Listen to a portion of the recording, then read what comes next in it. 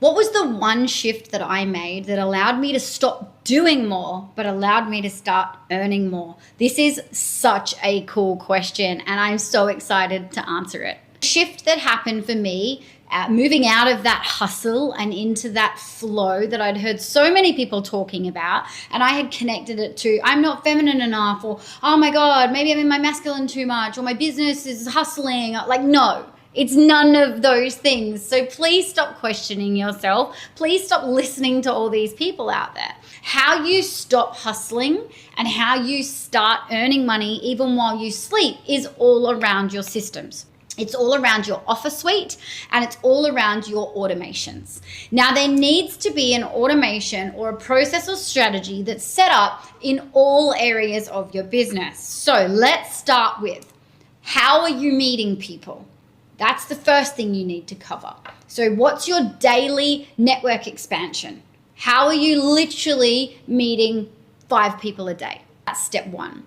How are you having conversations with these people every single day? Yeah, there's ways to do this on Facebook and on Instagram that doesn't have to be you. And if you want to know more about this, let me know, because we've just built a world's first software that allows you to have conversations on Instagram on autopilot. But there are options that you can do it on Facebook also. So how can you have an automation running that sounds like you, doesn't even sound like a bot, and it's having conversations for you every single day? This is the next thing you need to look at. So now, how are people booking calls with you? When those conversations are happening, how are we switching that conversation to be getting a call booked, or giving somebody a freebie or a download, or offering value? The next thing is the freebie or the download or the value. Is that thing built? And did you build it based on what you think it should have been? Or did you build it based on what your audience are going to want? This is absolute paramount to getting thousands of downloads compared to not many. Next thing is, how are you nurturing that lead? Once they come into your space, how are you making sure that they constantly hear from you? This is where your email marketing and or even social media marketing comes into this. How are you showing up? How is it that every time I open my phone, I'm seeing videos of you, I'm seeing content from you? This is consistency with your content. How are you creating more but without burning yourself out? This is key. And anybody that tells you that you don't need to create more is absolutely full of it. Right now, you are able to be monetized, especially on things like Facebook, and it is about creating more content. So if that's something you're interested in, creating more content is something that you need to do, but it doesn't need to burn you out. You just need to do it really smart. The other thing with content is you need to know what's working right now.